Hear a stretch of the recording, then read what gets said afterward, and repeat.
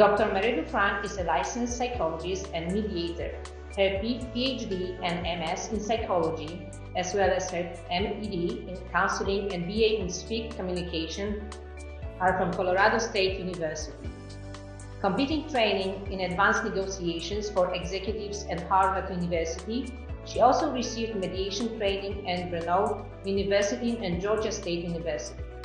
She served as a mediator for the Board of Regents of the University System of Georgia and serves as a state-approved neutral for the courts in Georgia.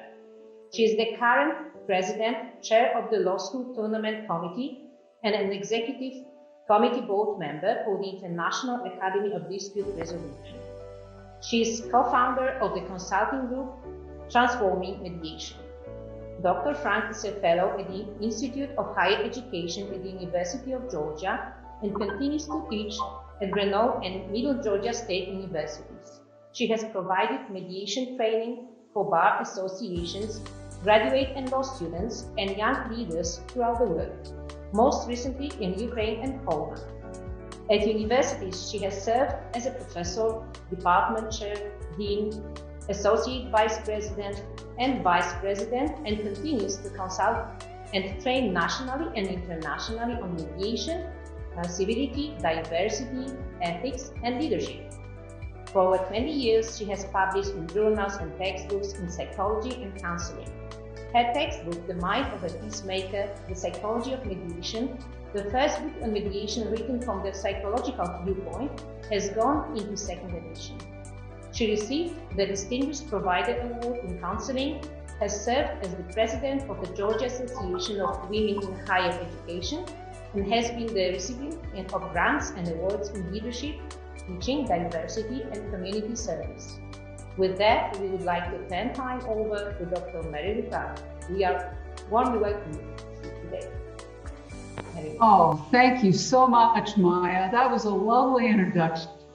Thank you so much. And it's so nice to get to see Heather and Lisa and all of you. And I also want to thank all of the women in industry and all of the people who are part of this happy organization. It's been such a pleasure to work with you, and really want to acknowledge Brenda Morant, who's the president of the International Women's Think Tank. It's been a real honor to serve with her. You know, when we first talked about this months ago, we talked about us all being in a room together and getting to have time to talk with each other. So what I want us to do, this isn't quite the same thing we had envisioned. What I'd like us to do, if we could please, is just kind of think that we are sitting across the table and having some coffee, tea, or soda, or water, or whatever it is you like to sit down with your friends and sit down and drink and talk and just have a talk this morning, because we're at a really interesting time. We're at a time like no other in the history of this planet, where everybody is dealing with the same kinds of things. Let's go to the next slide. We faced an awful lot over the last few months. When this whole thing started, none of us had any idea of how large a scale that this would impact our lives. There have been multiple ways we've been impacted by trauma.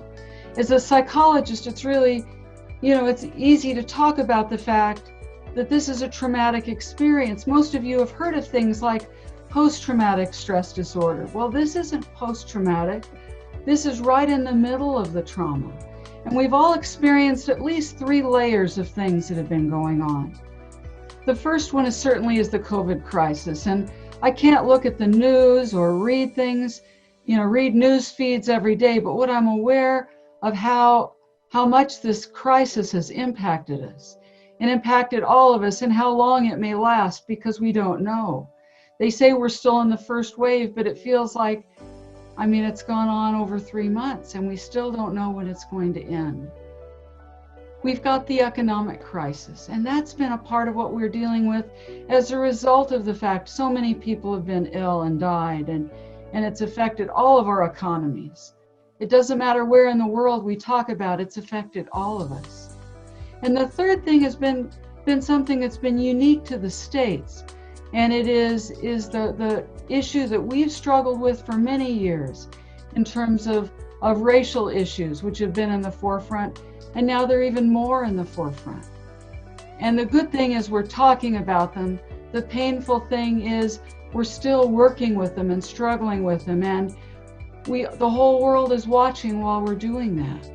And that's caused a stress for people in many areas of the world. And I have friends call me all the time and say, how are you all dealing with that? And I said, it's painful, but we're trying to become more aware and sensitive. And how can we come together through this really difficult time? So we've had at least 3 things. And for some of you, you've had personal losses as a result of this. And so for you, this has added extra layers, but at least those 3. And we've all been a part of it. So it's important while we deal with this that we become more self-aware and we start looking at our strengths. Let's look at the next page. So there are several areas that impact our life right now. And I thought it'd be fun to just get an idea of where all of you are with that. They list 4 areas on there, and we're going to do a quick poll. Cognitive, emotional, physical, and behavioral. And if you take a minute, please, take the poll. Let's see what areas have impacted your life.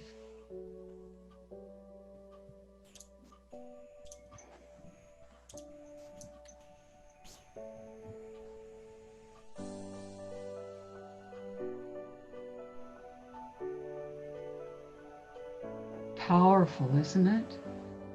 Look at that. There isn't one area. Yesterday we did a test run of this and it was a little bit different, but the area that has affected most people is emotional. That makes a lot of sense. This is an emotional piece we're all dealing with. But let me talk about each one of them because there were people who endorsed each one of these. In the cognitive area, we all have been struggling with it, haven't we? Trying to, wrap our minds and our thoughts around what's been going on, having a hard time concentrating, focusing. As soon as this thing hit, my husband and I just got back from a trip to Chicago where we worked with law school students and leaders from 58 different countries. And so we were exposed to lots of different people, got on the airplane, came back home, and as soon as we got home, we went into lockdown and I noticed I had a little sore throat. And then I developed a little cough. And the first thing my husband said, and I bet all of you have experienced this too, he said, "You don't have COVID, do you? Do you think you might be sick?" And I'm thinking, no, I don't think I'm sick. I think I've been on an airplane and I've been busy for several days. But we all worry about that. I bet all of us at some point have said, gosh, am I having any of those symptoms? How am I going to deal with all of this? And the emotional has just been overwhelming, hasn't it? People feel depressed, they feel sadness, they feel numb. They're helpless because there's very little we can do to change all of these stressors that have been affecting us, except for hopefully trying to focus in on our lives right here and right now and what can we control. And the behavioral aspect of it, that's been a really interesting one because not only have people, had sleep disturbances and felt withdrawal and didn't know what to do with themselves, but in the States, we noticed a real run on flour and yeast, and you couldn't buy them for a while because everybody was eating more. People were saying, I need to feed myself. How can I nourish myself? And doctors were all writing articles, everybody's gaining weight because they're feeding themselves, because they need to nourish themselves. And that's been an issue. And some people exercise more and some people exercise less. But it's affected that part of our lives too. And then when you look at the physical aspect, it's affected blood pressure, anxiety, depression. People have pain and medical issues. It's affected every area of our lives. And most of us go about the day where we try not to look at all of those things or let them crowd in on on the work we're doing. And you're all powerful women. That's why I was excited to talk with you today, because you're on the forefront of doing wonderful things. And yet all of these things are impinging on you. And how can we take care of ourselves through that? Well, let's look at the next slide.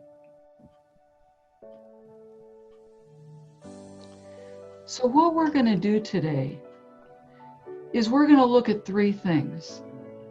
We're going to look at who we are, what we bring, and how we can help each other. And by taking just a few minutes together today and becoming a little bit more self-aware through that process, hopefully we can find our way through it. So let's start with the next slide. So we're going to start with who we are. Women, we carry the pain, but we also know what to do. We have potential. We're resourceful. Women know how to get things done. All of us know that. I have to tell you a story about my parents. My dad was really good at taking things apart. He would go out and, once a week, he'd say, oh, I've got to go fix this on the car. Changing the spark plugs. It was changing the oil. It was fixing something that wasn't working. And over the years, I'd watch him go out. And then a little while later, maybe an hour later, maybe 2 hours later, he'd come in and he'd ask my mom for help. And I thought that was interesting, but I knew that I'd go out and watch sometimes. He'd take everything apart, and she'd have to go out and help him put everything together again. And at one point, as I got older, I said, Mom, why don't you just go out, when he's going out to take everything apart, why don't you go out and just help him? Because I know you know how to fix it and you know how to put it together. And she said, no, if I do that, and when I've done that, he doesn't ever realize what I've contributed. He just said, well, see, I got it fixed. But now when he has to come in and ask for my help, and I always go out and help him, he realizes I made a contribution. And I thought, what a wise piece that was for her. And it's important for all of us to realize the contribution who we are and what we bring to fixing the issues and working on the issues together, be it COVID, be it the financial, or even if it's dealing with some of the issues that have divided us in terms of race and some of the differences that we have not embraced the way we should have. Well, let's begin. Let's start on the next slide.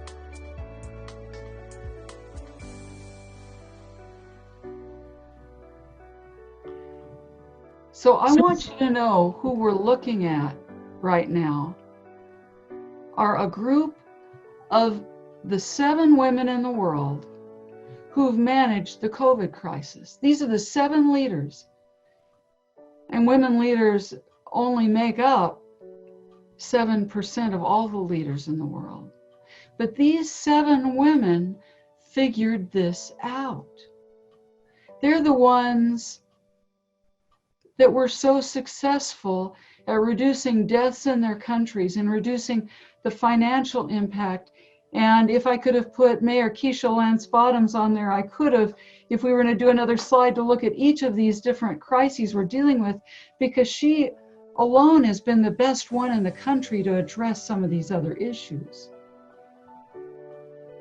Cami Anderson, just a few weeks ago in Forbes magazine, said there are several areas these 7 women have done that have differentiated them from all the other world leaders.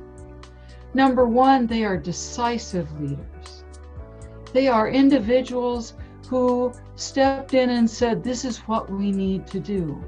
We need to pull together. They used both the male and traditionally female leadership styles, and they embodied them both. And they spoke out. And the second thing she said is that they came in and they weren't overconfident. They knew that they needed help, and so they crafted and developed a good team of advisors to help them. They knew that they'd be criticized, whatever they did, but they said, you know what? We're going to get a team together. I don't know everything, but I know I can get smart people together and help me. The third thing they did, they all would be considered transformational leaders because they had vision. They were innovative, they were decisive, they were task-oriented. They got things done, and they helped pull their whole country together. The fourth thing Cami said, and I thought this was really interesting, she said women, all of these women managed risk differently. And all of you are going to like this because at TAPI, all of you are like this. They said different from men leaders, which have a tendency to say, I want to fight back, to fight this thing. Women leaders didn't. The first thing they did is all their decisions were data-driven. They relied on data, not on risky decisions. They said, you know, men sometimes said, well, we need to not worry, this isn't going to be as bad as it is. And they said, no, this is serious, and we're going to get the best science and experts together, and we're going to figure this out. The fifth thing they did is they said, you know what, no matter what we do, there are going to be some people that don't like what we're doing.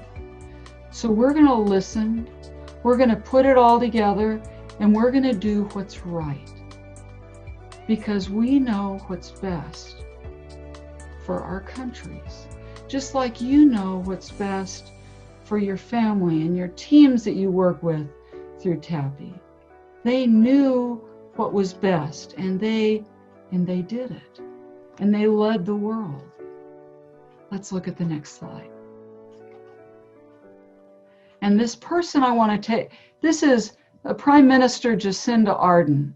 She's 39 years old. When she was first put in as Prime Minister, I started following her because I thought, wow, look at this person. She's 39, she's heading New Zealand, and I want to watch what she does because she looked fierce. She looked like she could handle this. And of all those women leaders, she did the best job.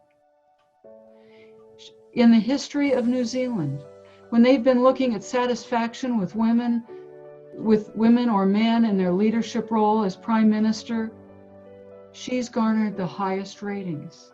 And people say she's clear, consistent, honest. She has our back. And one of the former prime ministers said, we don't know for sure what she's doing or why she's doing it. But there's not a person here that doesn't believe she's doing what she believes is best for this country.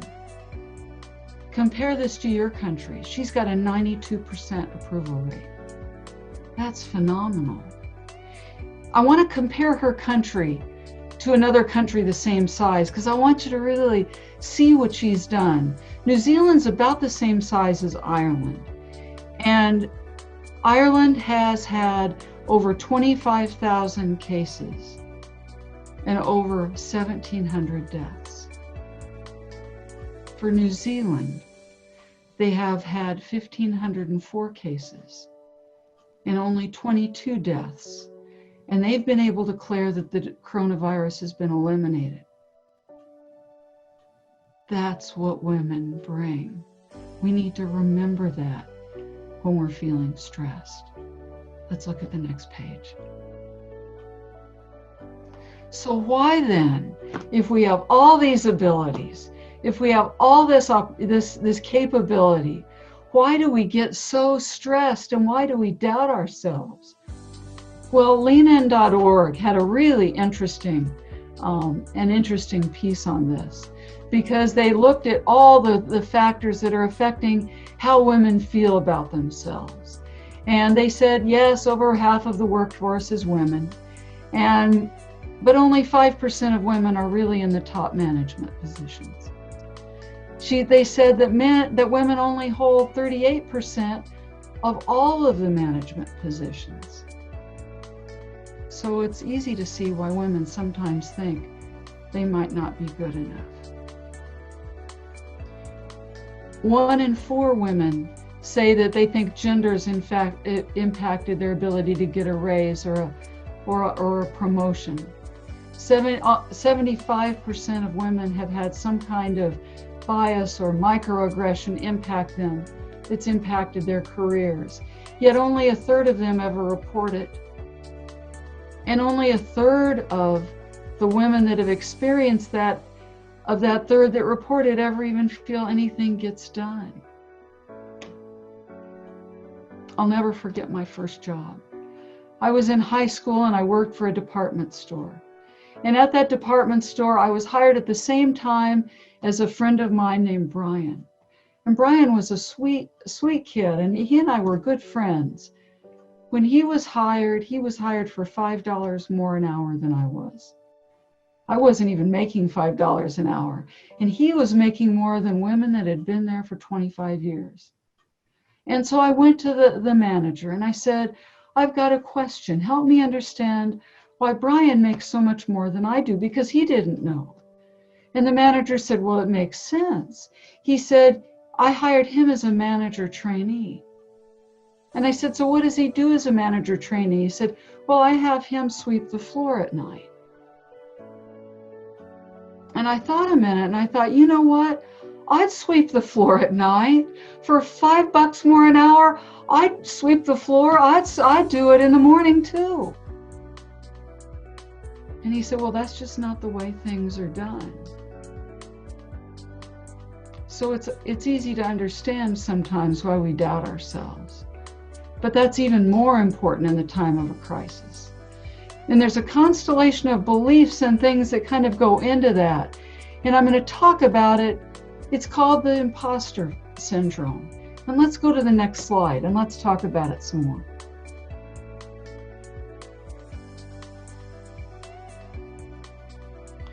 Now there's 2 different things I'm going to talk about. But let me begin with imposter syndrome. Pauline Rose Clance in the mid-1980s wrote an incredible book. And the book was on the imposter syndrome, but she didn't plan to write that book. All she wanted to do was interview those top 5% of women. And it wasn't quite that much back then, but it wasn't, it was still about that percentage. And she wanted to find out what made them successful. But while she was talking to them, she also said, what is it that makes you doubt yourself? And she found something interesting. She found, indeed, these were some of the most accomplished women she'd ever met. They were incredibly successful. The people in their companies loved them. Their companies prospered. They were growing. They were doing everything they should. But every one of them doubted themselves. They all had a belief that they really weren't good enough. And if people ever found out, they would be really disappointed because people thought of them as really successful, but they didn't really feel successful. They felt sometimes they were really a fake, that they only got there because they were nice or they were lucky or they happened to be at the right place at this right time. They really didn't know why they got there. But they were doing the very best they could, but most days they doubted themselves. That's the top 5%. But there's another psychological concept. It's another cognitive bias that people have. And it's called the Dunning-Kruger effect. And it's interesting also that it affects people very differently. It's kind of the opposite of the imposter syndrome. What it is that people really believe, people who have this, believe they're smarter and more clever and more capable than they really are. They aren't as self-aware. They don't even have a whole lot of awareness at all. They have a tendency to overestimate their abilities. They're blind to their own weaknesses. Now I want to do a quick poll. Now that you know what these are, how many of you have experienced somebody who might have had that Dunning-Kruger effect? And how many of you Maybe you've experienced the imposter syndrome, or at least have known somebody who did.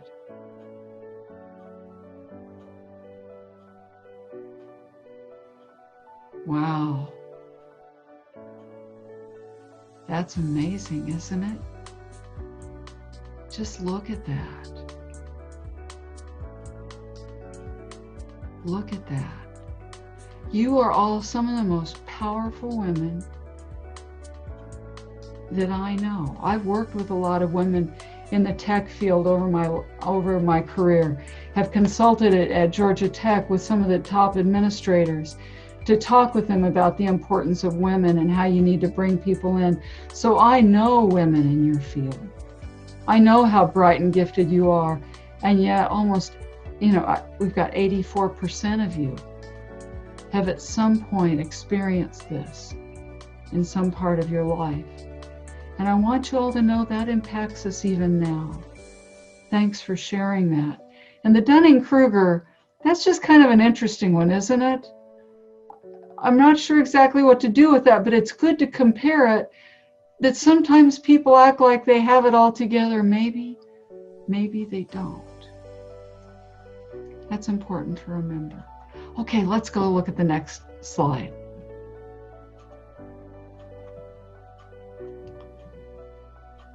So what we have here is the process that we go through. And I want to take us through it just a minute because I think it's kind of interesting.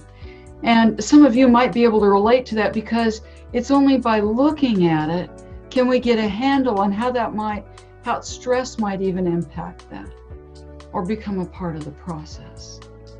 So the first thing that happens is we get a project or we get a piece of work given to us. Our supervisor gives us something to do. And we say, wow, I've got this opportunity to do this.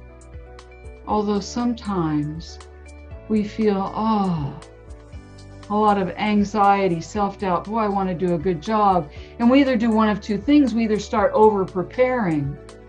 Boy, I bet a couple of you do that. Sometimes I do that. You just, I'm going to spend lots of time getting everything I need together on this. Or else we procrastinate. And we put it off, but because, remember, this was built on successful people, because the women are going through this are also very gifted. They're able to get it together, but they add extra stress by putting it off. And then they are successful, they are accomplished. There's some degree of relief, and people say, you did a good job. And you know what most of these women do? They don't accept it. They ignore it, they push it away. Most of the women I've worked with, when I say, look how good you did, that was awesome, they say, well, I could have done better. It wasn't my best, you're being really nice to me, and that's good, but I know I could have done a better job, and I appreciate you saying it though, and seldom do they just take it in as the gift that it is. It's a gift. All you have to say is thank you. And then you can doubt yourself if you have to, but at least accept it this much. Don't push it away. But successful women do that. They seldom take it in. And then they start feeling like, I could have done better. People were just being nice to me. Once again, that's what they do. They probably even feel sorry for me. They probably say, well, she tried her best. Let's make her try to feel good.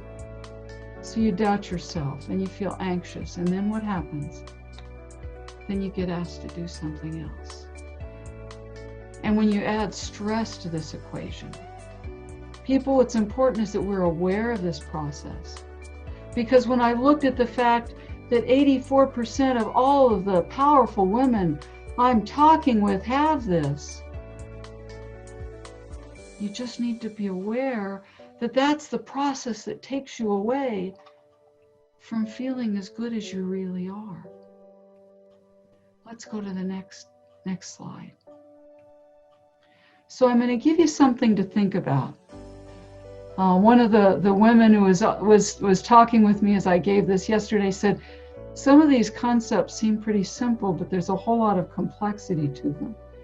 And I'm going to have to think about them because I need to take some of those in. This is one of those things I want you to take in. The question is, what's behind the masks we wear? As women, as all of you powerful, tappy women are, in different parts of the world and listening from different tables with coffee and tea and some other beverage sitting in front of you, be it in the morning or late at night. All of you at some time say, everything's okay. Or sometimes you wear a piece of self-depreciation and you put yourself down. Oh, I'm not as good. Oh, I could have done better. Oh, I wish I had done this. Oh, you're being nice. Why do we wear those masks? And if we become really self-aware, we're going to sit back and say, you know, I think this is why I do that. And once you're aware of it, you're different. You don't have to do it anymore. It doesn't have to characterize you. It can just be, you can take the mask off. And really, when you take the mask off, it's a whole lot less work. And right now, we're all working hard enough. Let's look at the next slide. So what do we bring? We know that we are, over half of us are college graduates. We know that leadership and ability to negotiate, and I know this from working with women in the conflict resolution field, women are natural negotiators. If they embrace their female natural abilities, they're good at bringing people together. But what else do we bring? What do we need to remember in a time of a crisis? Let's look at the next slide. We need to remember the power of our emotions. We know from the psychological research that women are better at processing emotional information. We're more sensitive to emotional feedback, which may or may not be a good thing for us. But we're more emotionally intelligent. And what I want to know from all of you real quick, I want another poll. Which emotions are most difficult for you? There's a whole bunch of them there. Take a look at them. Tell me which ones are most difficult for you.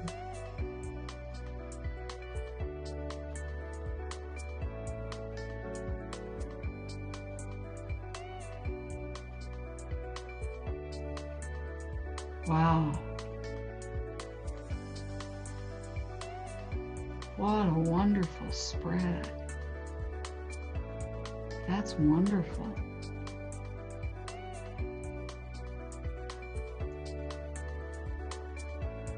Oh.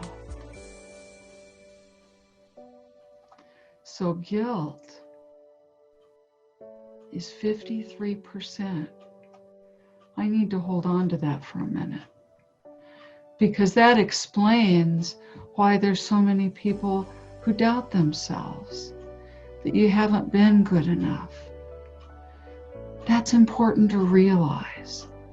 Honor that. Don't run away from it. Hold on to that and say, if I could bring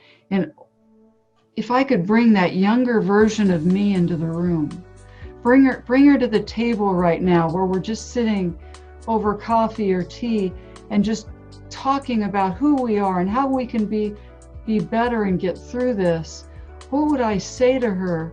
I know, if I brought the younger part of me and I'd say, don't worry so much. Don't feel so bad. Know that you've got potential. And that's what I'd say to all of you. Sometimes we have issues with anger and regret, and I see some of you have that.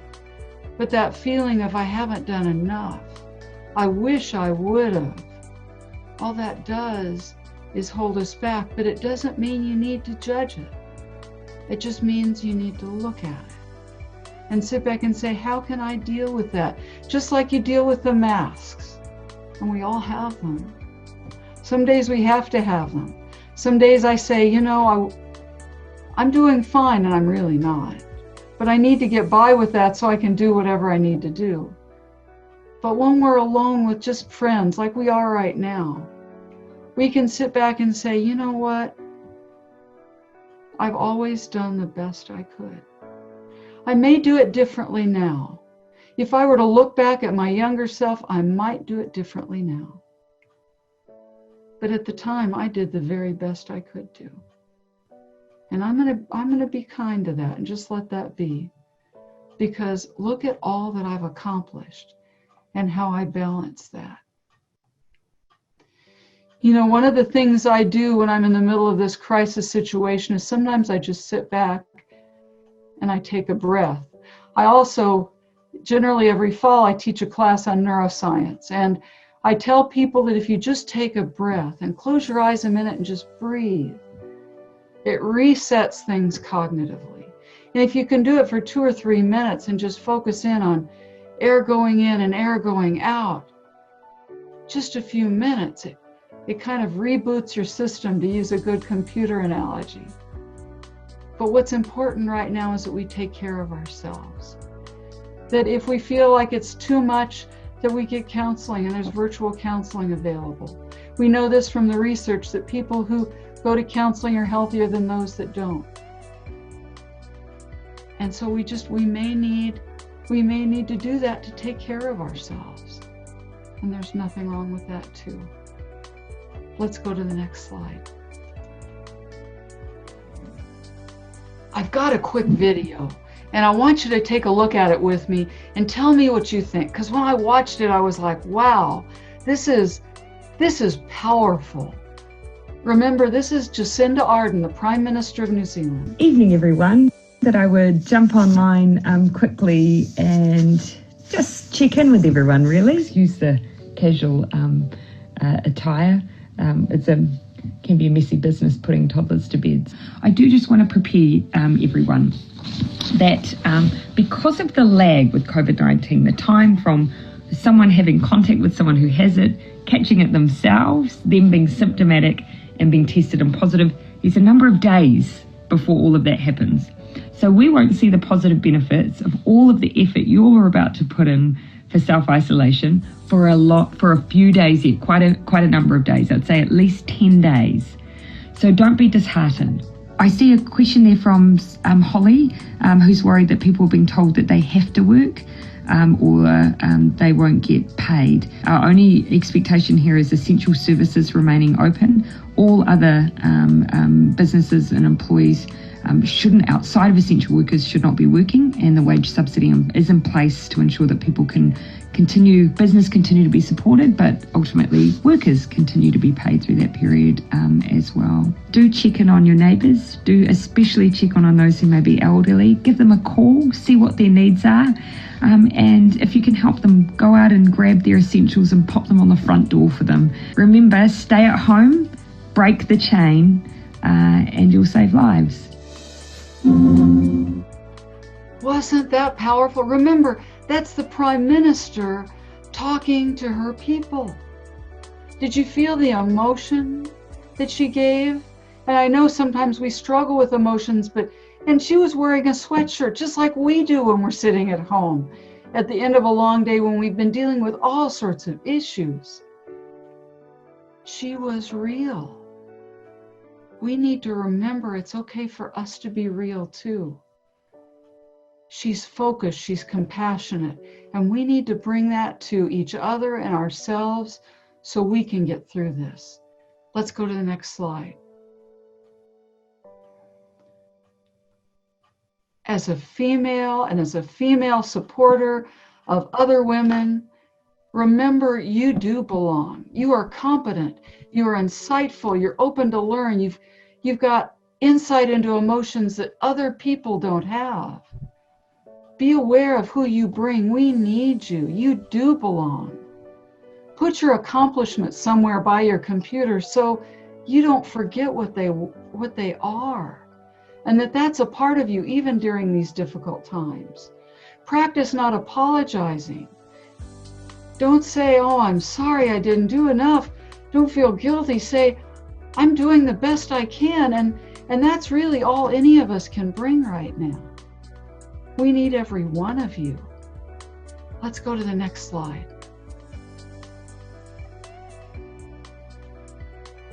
And it has to do with how we can help each other.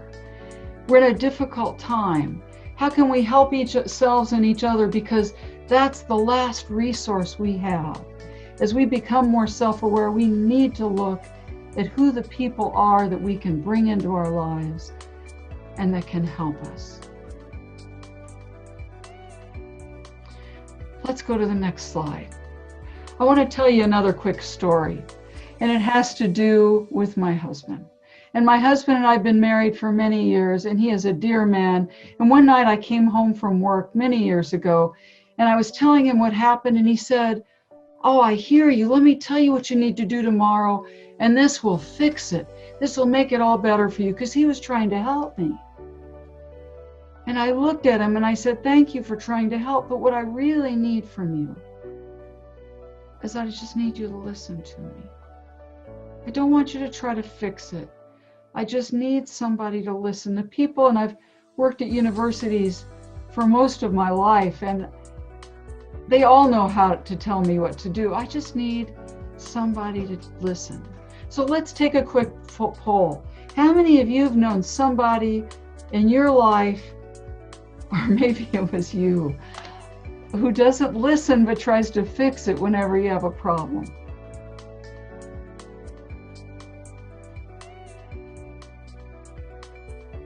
Wow. That's powerful, isn't it? 83% of people know people like that. And those of you who don't, what a gift that is, that people in your life always listen. Now I've got a video, and let's go ahead and watch it. And what it is it talks about the importance of listening. It's really an excellent video. And I use it sometimes in mediation, but it's very good. Go ahead and start it.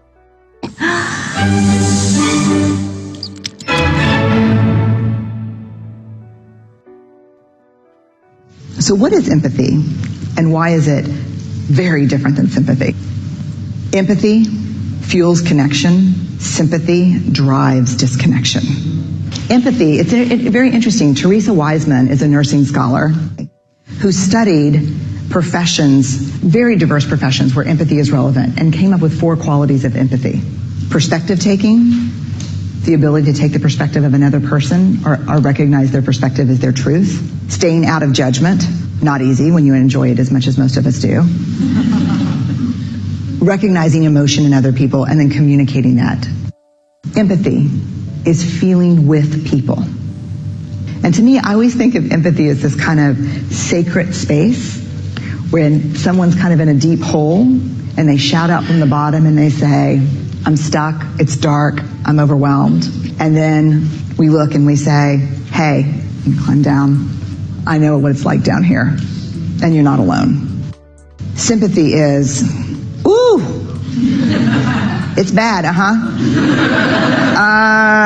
no, you want a sandwich?" Empathy is a choice, and it's a vulnerable choice, because in order to connect with you, I have to connect with something in myself that knows that feeling. Rarely, if ever, does an empathic response begin with "at least." And we do it all the time, because you know what? Someone just shared something with us that's incredibly painful, and we're trying to silver lining it. I don't think that's a verb, but I'm using it as one. We're trying to put the silver lining around it. So, I had a miscarriage. Oh, at least you know you can get pregnant. I think my marriage is falling apart. At least you have a marriage. John's getting kicked out of school. At least Sarah is an A student. But one of the things we do sometimes in the face of very difficult conversations is we try to make things better. If I share something with you that's very difficult, I'd rather you say, "I don't even know what to say right now, I'm just so glad you told me." Because the truth is, rarely can a response make something better. What makes something better is connection.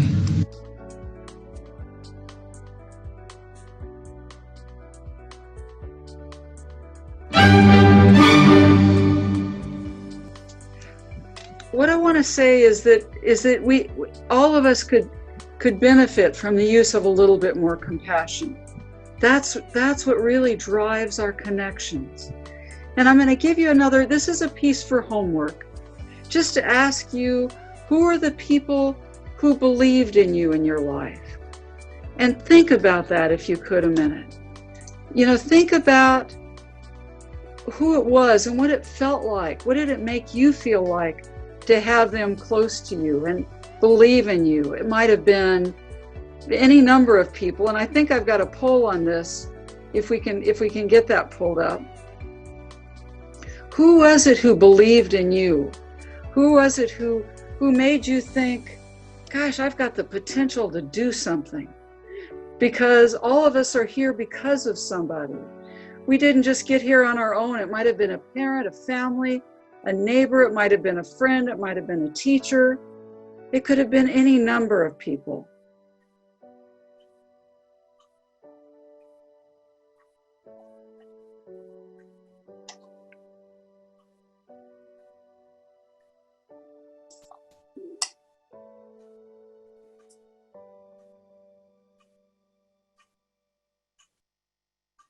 There we go. So lots of parents do that.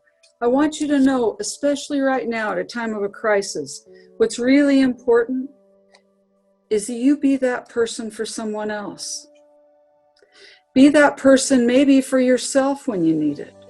But don't forget what it was like to have somebody who believed in you and saw the best in you. And that's going to help get you through this. And what's really important during this time is that we realize that we can make a difference. And the last slide, let's pull that up. It's going to take courage, people. We need to remember who we are, what we bring, and what we need to do, how we can help each other through this. Each of you are the answers. We need every single one of you. And what's wonderful is you've got this organization that allows you to connect with each other.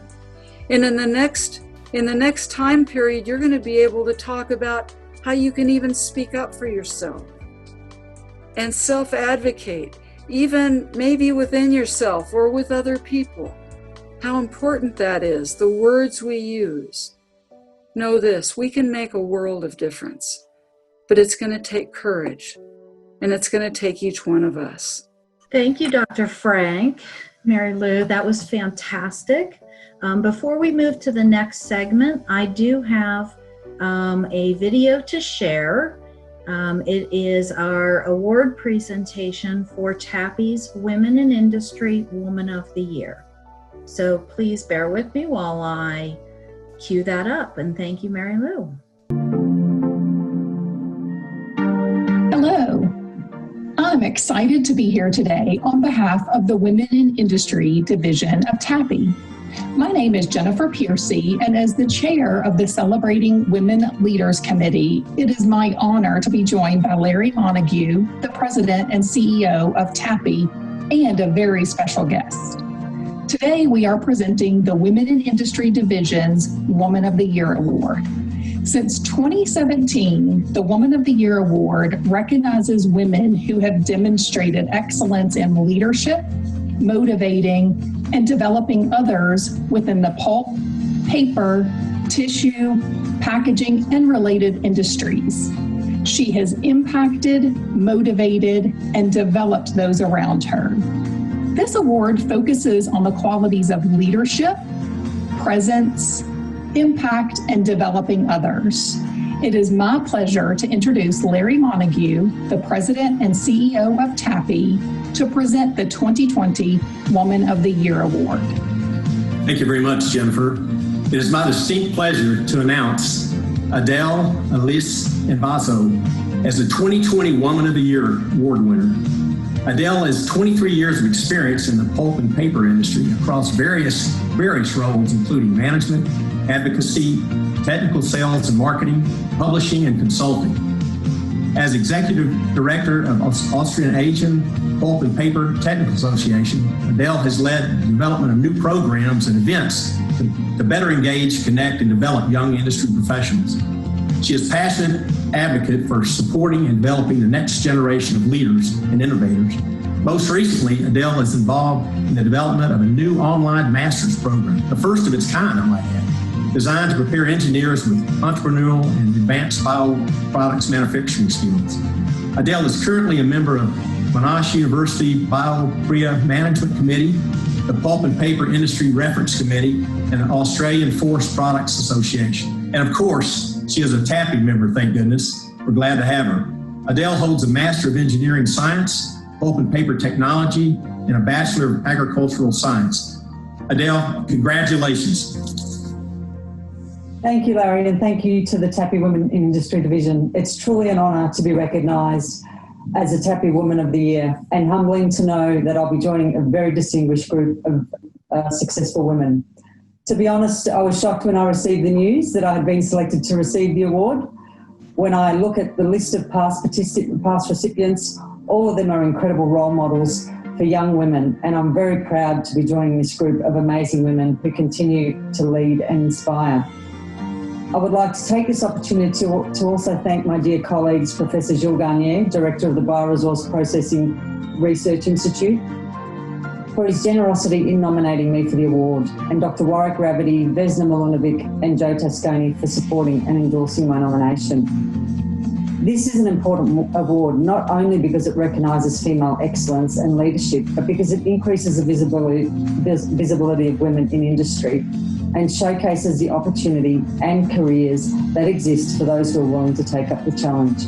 So thank you, TAPI Women in Industry Division, for this important work you do to support and represent women in industry. When I reflect on my career, I realise how much our industry has changed and evolved. As a young female scientist, it was often referred to as a male-dominated industry. I was very fortunate, though, to be surrounded by so many incredible people, some of whom were women, who helped guide and equip me with the skills I needed to be successful in industry. They were mentors, leaders, and progressive thinkers who at the time could already see the value in diversity. Although many would argue that industry still has a long way to go on the equality and diversity front, I can confidently reassure any young woman that the industry has come a long way, and if she's considering a career in the sector, she will find it not only inspiring and challenging, but definitely not intimidating. It's been encouraging to see not only more women, but more young engineers and young professionals getting involved in industry, especially associations like TAPI and APTA, who continue to play an important role in fostering the vitality of the industry by encouraging the younger generation to get involved. But I think there's more we can do as industry leaders. I strongly believe as leaders, we have the responsibility to engage the younger generation and help them navigate their way successfully and in fulfilling careers in this fantastic sector. Again, thank you to TAPI. It's a great honour to receive this award.